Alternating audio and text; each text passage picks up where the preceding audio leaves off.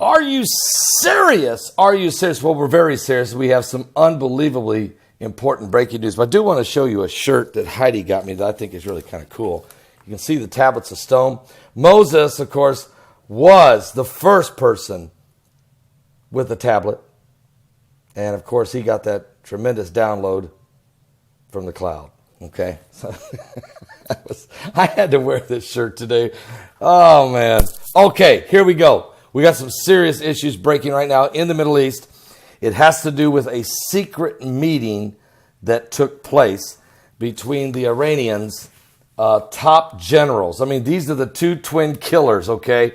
These guys are the most, they are the most ruthless dudes that Iran has. And this secret meeting between the Iranian Revolutionary Guard, the Al-Quds, the Hezbollah chiefs, plotting an anti-Israeli drive at the secret Beirut summit that was held today. Matter of fact, only the extraordinary Aaron would have brought two Iranian top generals. This is like MacArthur and Patton sitting down. I don't like to compare these guys to our great generals because they're not.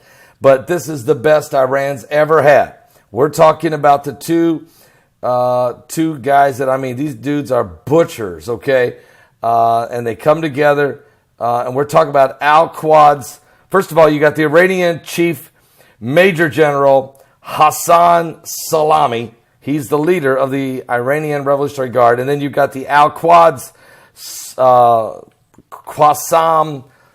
Soleimani, Qassam Soleimani. Now, Hassan Salami, he leads the Iranian Revolutionary Guards, while the Al-Quds leader is Qassam Soleimani. They both flew into Beirut, Lebanon, for a secret conclave with Hezbollah's leader, Hassan Nasrallah. You've heard me talk about all these guys. They, according to Debka Files, exclusively, there was a report just come out. This took place on August 22nd, 2019, shortly after the Iranians were first attempt to launch those killer drone attack in Israel from Syria, and it failed, and Israel bombed everything. Now, the sources that I'm having, I've just confirmed this with Agent RC, and there's other sources we have that's confirming this as well, that this secret meeting definitely took place in Beirut, Lebanon. The sources are reporting that two key Iranian Guards generals who had never before known to have flown out of Iran together spent 3.5 hours together with the top leader of Hezbollah, and that would be, of course, Hassan Nasrallah. They were in Beirut, Lebanon together in the Lebanese capital, and the content of this singular meeting was established by an intelligence agency that generally believed to have been called as a council of war to set out a joint program of operations against the United States, against Israel, and Middle East targets in the next coming weeks. Now, this took place on, again, August 22nd. All right? The partial parallel may be drawn between this event and the meeting 12 years ago that was held on July 19, 2007, when Nasrallah traveled to Damascus to sit down with the Iranian President Ahmadinejad and Syrian President Bashar al-Assad. They met to outline a common Iranian Hezbollah Syrian plan of action against Israel. This was in 2006, which led to the 2006 Israeli-Lebanese war. This time, though, Assad was conspicuously absent from this meeting. Why was Assad not there on August 22nd? I'll tell you why. He don't want to have a part of this. He's hanging with Putin of Moscow. And even though Russia has provided safe passage for the Iranians in Syria to get as close as they can to the Golan Heights and to help create safe passage for Iranians to send rockets through convoys across Syria, with the help of Syrian troops and the help of Hezbollah, and to get it over into southern Lebanon.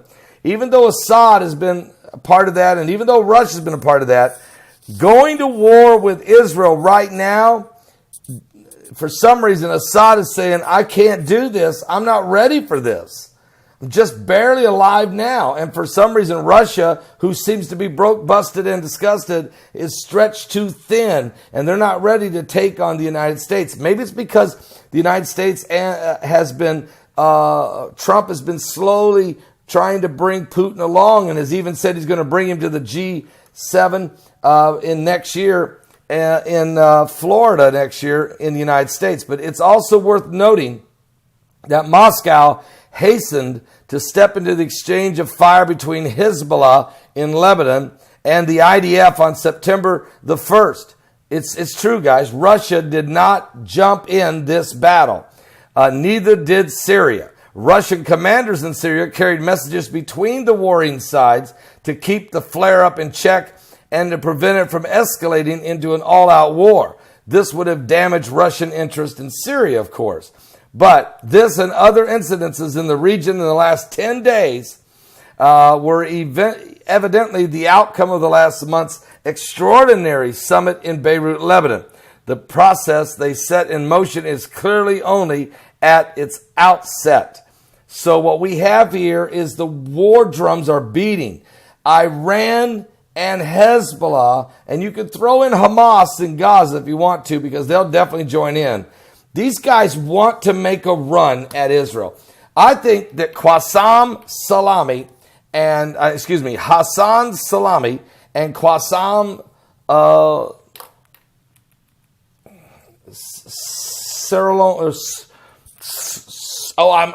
you know these guys. This is Salami and Soleimani. These guys have their whole life, for 35, 40 years, these guys are gray-bearded, okay? These guys are gray-bearded. Early 60s, both of them. White-headed, gray-bearded. They've spent their whole life waiting for the call by the Ayatollah Ali Khomeini to go get Jerusalem, to go get it, to fulfill the Mahdi, to bring the Mahdi. And they want to be the ones to go for it. These guys feel it in their gut that this is their divine moment, their apocalyptic hour, and a biblical call. And you know what? These guys hear the voices coming from the river Euphrates. Those unclean spirits that come out of the mouth of the dragon, out of the mouth of the beast, out of the mouth of the false prophet. These guys sense the Revelation 9 moment when the Euphrates, guess the Euphrates runs through Turkey, Syria, Iraq, and Iran, guys. This is it. This is the moment. This is the Bible telling us of a great war, and could end up starting World War III, really, if you study the Bible. I don't know. It could be the Psalms 83 war. Looks more like Psalms 83 because it's an Iranian. Because if the Russians don't get in and if the Syrians don't get in, then this is Psalms 83. This is the Iranians working with Hezbollah of Lebanon and maybe Hamas in Gaza, and they're going to get slaughtered. Okay, but they would make they've got so many rockets, guys. You have to understand, they do have so many rockets, thousands, hundreds of thousands, that if they launch them with an overwhelming attack on Israel, a lot of rockets will get through. The Iron Dome can't shoot them all down at once. And some of them would get through. They would hit Tel Aviv. They would probably hit Tiberias over by the Sea of Galilee. They would hit Jerusalem and maybe some other locations. And cities would be burning. People would be crying. You could have 500-600 people dead. Now, I'm going to tell you something. When I was in Jerusalem in 2013, I had that vision.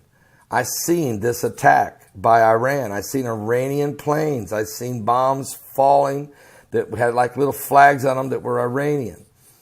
And I never forget it. I got up that morning after having the dream in Jerusalem, and I went down to the Western Wall, and I prayed at the wall and prayed for the peace of Jerusalem. And I did a video while I was there. And then I went back to the hotel and wrote the first 17 chapters of my book that's entitled Jerusalem Jihad. And I wrote it from Jerusalem. I started typing and I didn't stop. I worked all night. It just flowed out of me. And it's a tremendous book, and it would really help you to understand what's getting ready to happen. And I wrote that in 2013. Well, here we are 6 years later, and we're about to see it develop. So we're living in the end times, guys. Seriously, this is getting very intense. Now, I want to put a real quick shout out because we've got some people we got to find you. Richard Racy, you called needing something, and we have tried to call you back. Your voicemail continues to be full, and we cannot reach you, and so we cannot help you. Also, we have a package that has returned that has a Bible in it. It was requested to be sent to Crystal Hayes in Fayetteville, Arkansas. Crystal, we sent you I have the package. It has returned. Okay, it has returned, and the Bible is in it. We opened it up, made sure the Bible and all the stuff is in there that you need. But we cannot. We are trying our best to find you. We cannot find you, and this address is incomplete or insufficient address, is what it says. So, Crystal Hayes, wherever you are in Fayetteville, Arkansas, we need to hear from you. You need to call in. That number is 765-414-2230. Same thing for Richard Racy. Dial the number 765-414-2230. And then we have one more person that this package has returned from Ambridge, Pennsylvania, with insufficient, unclaimed. Now, this package is unclaimed, and it's a blanket, and it needs to go to someone who's very ill. Now, this is to Christina Sharif. Christina Sharif in Ambridge, Pennsylvania. It is a healing blanket that we know that you requested and need, and we want to get it to you, but it has returned, and we cannot find you either. So, please respond, you guys, so that we can get the information to you. We want to make sure every blanket, every prayer, every blanket, every Bible, every prayer cloth that goes out reaches the people that are in need. And so many people are hurting. So many are sick. Now, as far as the hurricane's concerned, this thing's a monster, guys. And I do have some information. I want to give a quick update on it. So if you give me a couple minutes, I'll try to put out another video here in just a minute or two on some very disturbing information about this hurricane that I think it's critical everyone needs to know about. I'll be back with more in just a moment. Give your life to Jesus Christ. We're running out of time.